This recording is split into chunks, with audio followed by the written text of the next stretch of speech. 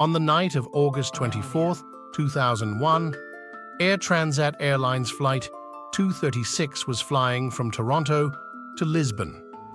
At an altitude of 39,000 feet, when the plane was flying in the middle of the Atlantic Ocean, both of its engines suddenly stopped because the fuel of the plane had run out and the plane was falling down. Hello friends, you are watching Curious World, where we bring you real and heart-touching stories. If you enjoy this story, don't forget to subscribe our channel and hit the bell icon so you never miss a new story. There was only water all around, and the nearest airport was 120 kilometers away, where it was impossible to reach. That is, there was only one outcome of this accident, and that is death. On the evening of August 23, 2001, Air Transat Airlines Flight 236 was preparing to go to Lisbon, Portugal from Toronto Airport. Now, because this was going to be a 7-hour non-stop flight, after checking the regular service and maintenance, 48 metric tons of fuel was added to it. This was an Airbus A330 aircraft, which was considered the most advanced and safe aircraft of that time. 8-year-old Captain Robert Fish had an experience of 16,800 flight hours, while First Officer Dirk Dieger had also flown 4,800 hours of aircraft, and both had flown the Airbus A330 aircraft many times before. In a short while, 293 passengers and 13 crew members board the flight, and at about 9 o'clock at night, the aircraft successfully took off from the airport in Toronto. Now, the pilots slowly turned towards the Atlantic Ocean to take the aircraft to Lisbon. In a few minutes, the aircraft reaches its cruising altitude of 39,000 feet. Now, pilots do not do much work on such long flights because most of the work is done by the autopilot system. Pilots only monitor the situation and keep updating the control tower from their location from time to time. It had been 4 hours since this aircraft took off.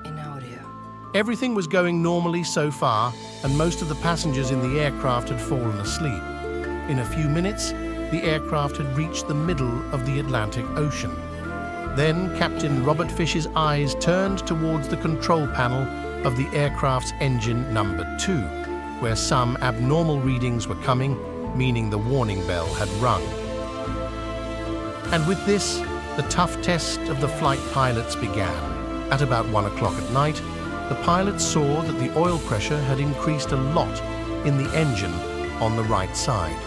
In addition, the quantity of oil was low and the oil temperature was also low. Both pilots were seeing such errors for the first time in their careers, because when an engine is operational for a long time from a scooter to an aircraft, its temperature gradually increases. But here, the temperature was dropping rapidly, which was not normal at all. So both the pilots immediately look at the flight manual, but they do not find anything in it. Never delaying, the pilots directly call the Air Transit Maintenance Control Center in Canada and tell them about this problem. But in response, they are only told to keep monitoring the error, and as soon as we know something about it, we will contact you. Now, although there was a faulty reading in the cockpit, there was no problem in flying, so the pilots thought and relaxed that maybe some fault sensor is giving the wrong reading of oil.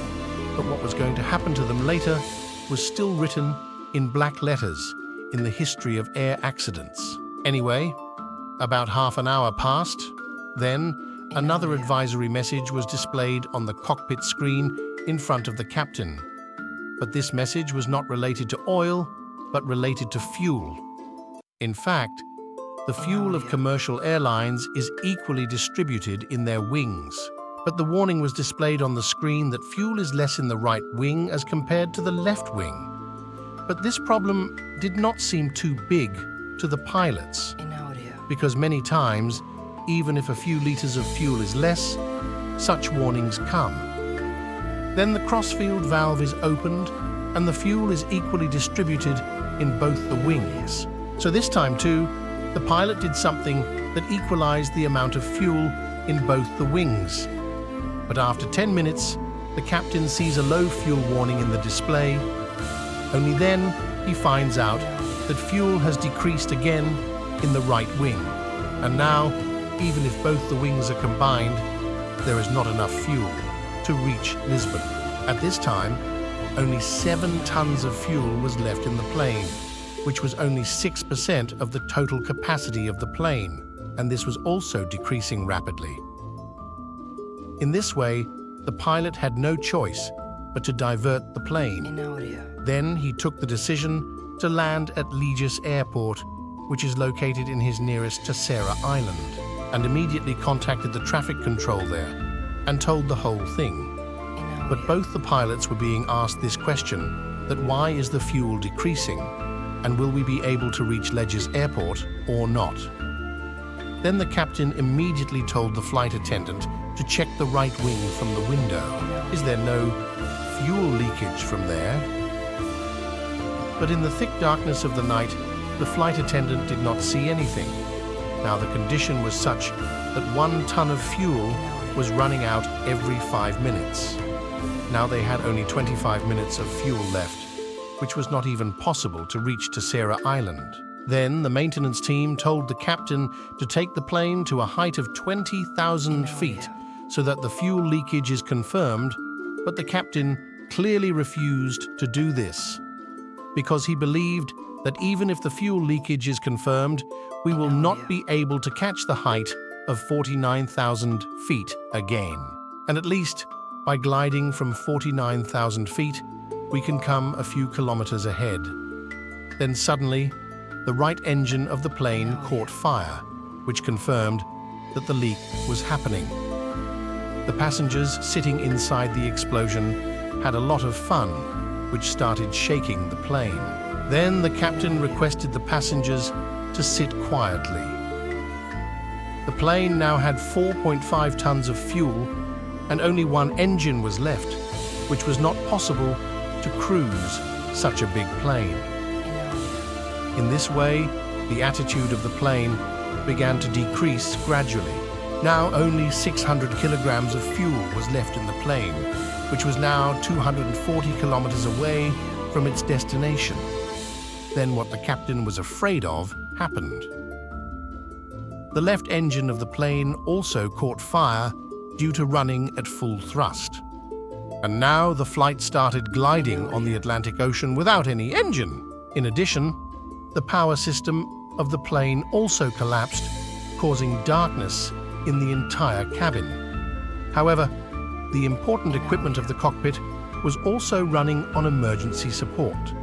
Now, the largest airport was 120 kilometers away. The plane had come down to 30,000 feet. Now, if the plane could not reach the airport while gliding, it would have to land in the water.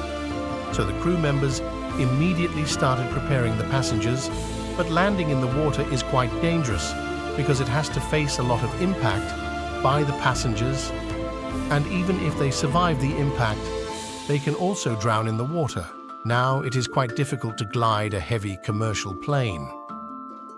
Everything was dependent on the control of the plane, which the pilot was controlling manually with the lever.